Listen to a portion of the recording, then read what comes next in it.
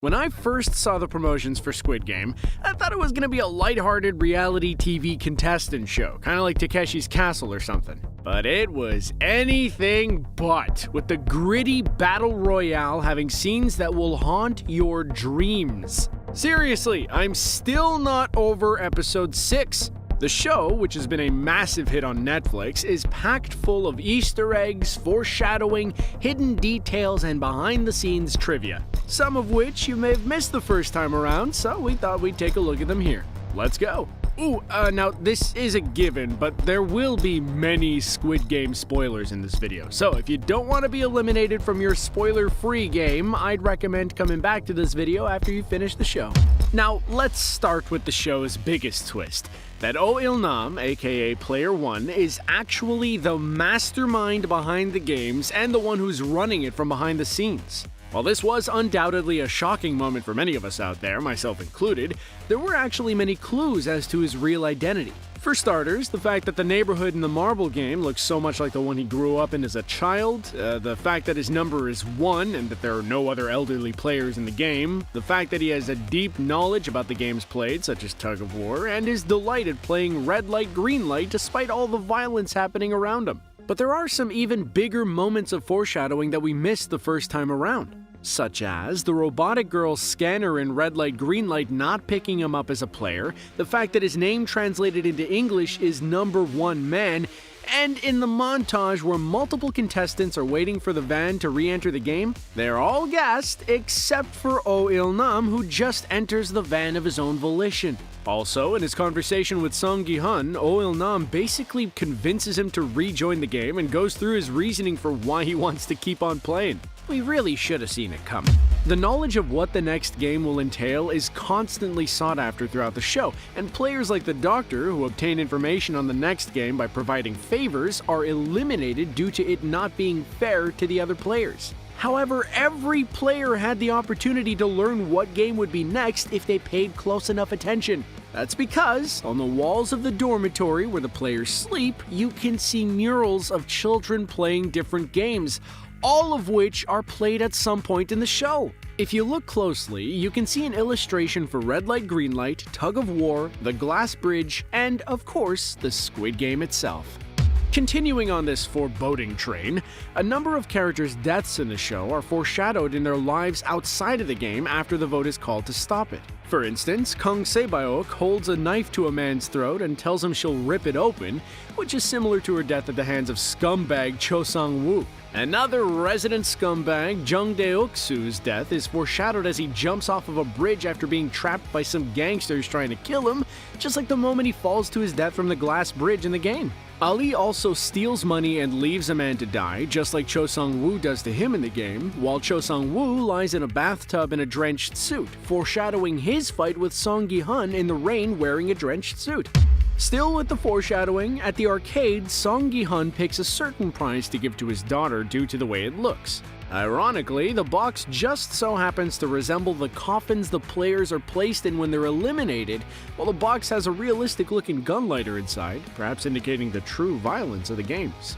Now this one's a bit contentious, but Song Gi-hun wins 4.5 million at the racetrack, and seeing as his number in the game is 456 and he wins 4.5 million and there are 6 zeros in a million, maybe that's also foreshadowing his number? Maybe?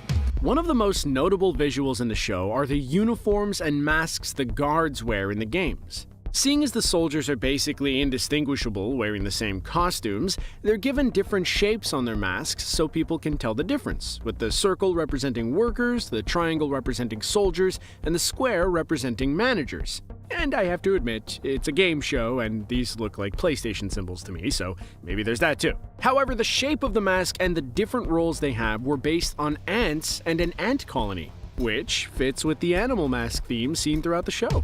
Another notable visual is the colorful and intricate staircase the players must ascend to get to the next game. Now, if those stairs seem familiar to you, there's a good reason for that. That's because they were inspired by Escher's Relativity, which is a lithograph print by the Dutch artist MC Escher and depicts a world in which the normal laws of gravity do not apply. This is pretty fitting, seeing as the laws of the normal world and society do not apply in the world of the games, or hell as the players call it.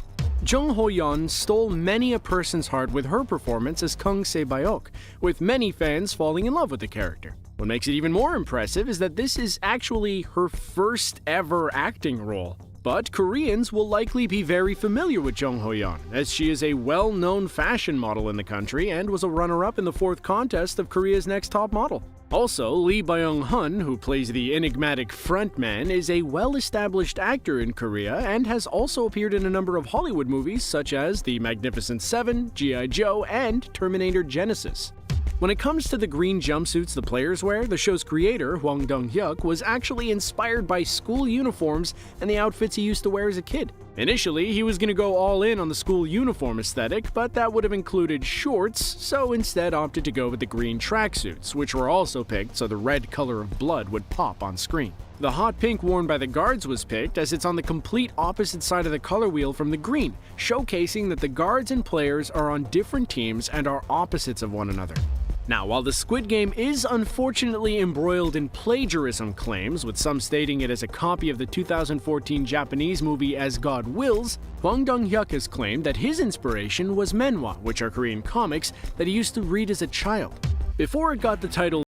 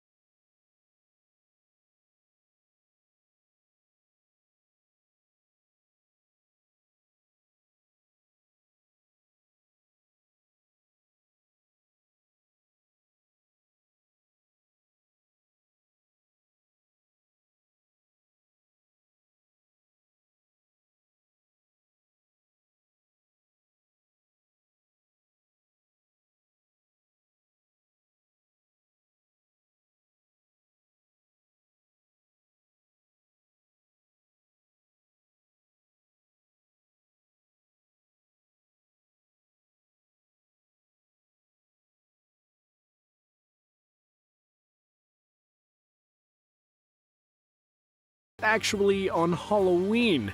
Whoops. While a season 2 has yet to be confirmed, the show has been one of the most popular on Netflix in over 22 countries since its release, and has caused Korean media stock to go up by 50%. With season 1 ending on somewhat of a cliffhanger, expect us to be returning to the games very soon.